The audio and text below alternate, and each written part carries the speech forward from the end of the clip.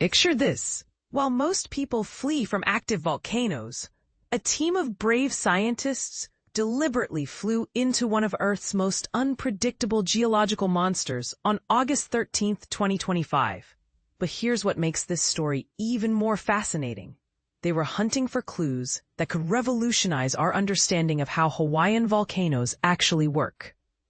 Documented through an extraordinary series of photographs and video footage, this field expedition represents a crucial moment in volcanic research at Kīlauea's Halemaʻumaʻu crater. The timing couldn't have been more perfect or more dangerous.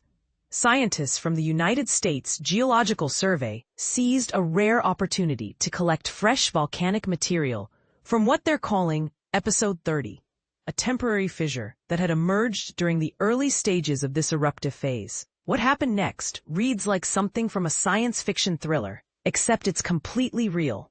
The research helicopter touched down directly on the crater floor, landing on newly formed pahoehoe lava, that distinctive smooth, ropey type of volcanic rock that forms when lava cools slowly. Meanwhile, just meters away, the steep slopes of the active fissure vent continued their dramatic display of geological power, hurling molten rock fragments into the air. The visual documentation from this expedition tells a compelling story. From their sampling position, researchers could observe the impressive accumulation of lava and tephra, volcanic debris, that had built up around the temporary fissure. This massive pile of volcanic material represents weeks of intense geological activity, frozen in time like a geological snapshot of Episode 30's fury. But here's where it gets controversial.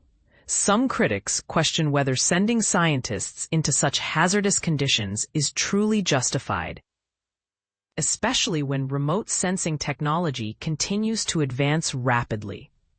The samples collected during this mission, fresh spatter from the Episode 30 eruption, will undergo detailed chemical analysis to decode the mysteries of magma storage and movement beneath the Hawaiian Islands.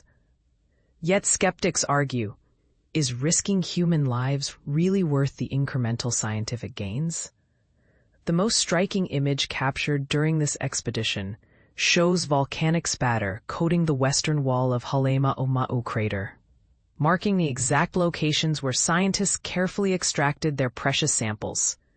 This visual evidence provides researchers with invaluable context for understanding the eruption's intensity and characteristics during its active phase. And this is the part most people miss. By the time these photographs were taken, the volcanic show had already ended. During the aerial survey, no molten lava remained visible anywhere in the crater, confirming that Kilauea's summit eruption had entered what scientists call a paused state, essentially a temporary intermission in the volcanic performance. This pause raises intriguing questions about volcanic prediction and monitoring. The chemical composition of these newly collected lava samples could provide crucial insights into the underground magma systems that fuel Hawaiian eruptions, potentially improving our ability to forecast future volcanic activity.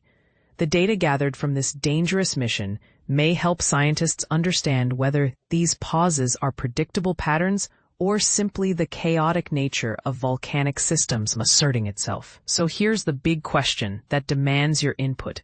In an era where technology can monitor volcanoes from space and analyze data remotely, do you believe scientists should continue risking their lives by physically entering active volcanic craters? Or is hands-on field research still irreplaceable for advancing our understanding of these geological giants? Share your thoughts. Is this brave scientific fieldwork or reckless endangerment disguised as research?